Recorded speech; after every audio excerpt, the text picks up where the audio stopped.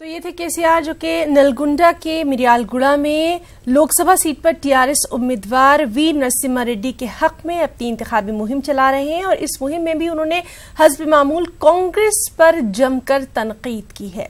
आगे बढ़ेंगे। तेलुगु देशम पार्टी का यौम तासीस आज एनटीआर ट्रस्ट भवन बंजारा हिल्स में मनाया गया। तेलंगाना तेलुगु देशम के सदर एल रमन्ना ने यहां पार्टी का परचम लहराया और बानी तेलुगु देशम पार्टी एनटीआर को खिराज अकीदत पेश किया। उन्होंने चंद्रबाबू नायडू की भी यहां सताइश की और कहा कि नायडू ही एनटीआर के सियासी जानशीन हैं और वो बानी तेलुगु देशम के ख्वाबों को पूरा कर रहे हैं। उन्होंने टीआरएस को तनकीद का निशाना बनाया, साथ ही लोकसभा इंतखाबात में कांग्रेस उम्मीदवारों को वोट देने की अपील की।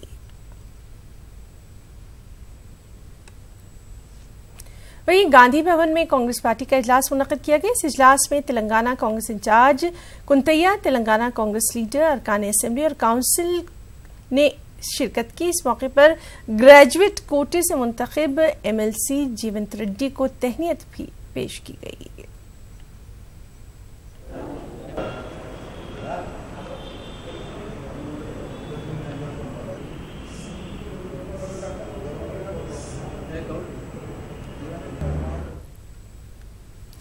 तेलंगाना की 17 लोकसभा सीटों के लिए जुमला 443 उम्मीदवार मैदान में है, जिनमें मरकजी और इलाकाई सियासी जमातों के अलावा आजाद उम्मीदवार काफी तादाद में हैं।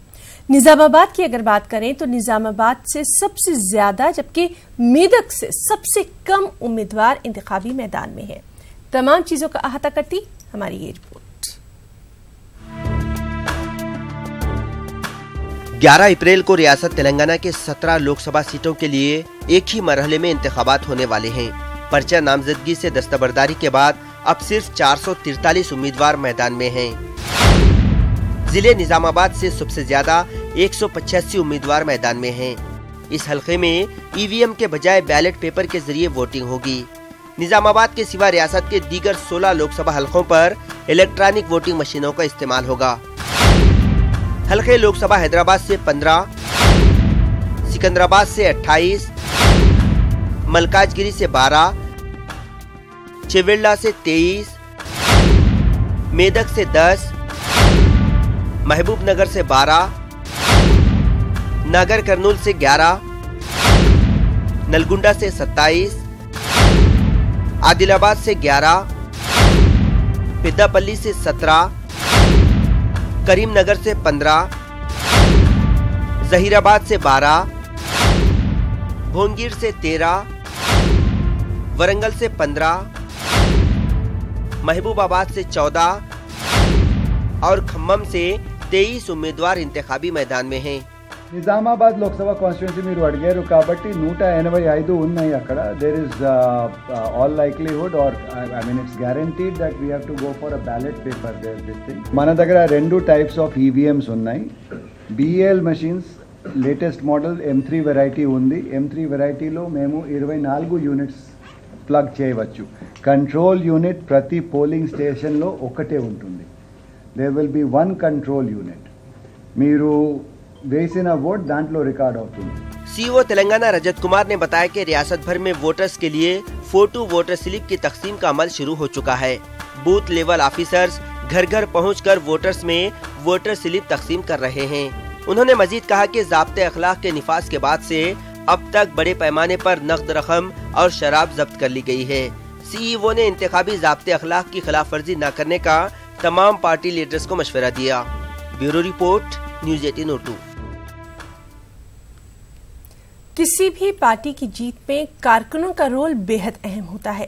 सिकंदराबाद की अगर बात करें तो यहां के पार्लियामेंट के कांग्रेस उम्मीदवार अंजन कुमार यादव ने तारनका में अपनी इंतखाबी मुहिम चलाई। इस दौरान उन्होंने मकामी अक़लियतों का खास इजलास मुनक्किद किया और इजलास से खिताब के दौरान अंजन कुमार यादव ने कहा कि अलहदा तेलंगाना रियासत के क़याम का सेहरा कांग्रेस पार्टी को जाता है। टीआरएस ने कुछ नहीं किया। सोनिया गांधी ने ही अलहदा तेलंगाना रियासत के क़याम में अहम रोल अदा किया है। इस मौके पर अंजन कुमार यादव ने तेलंगाना के वज़ीर आला केसीआर पर तनकीद की।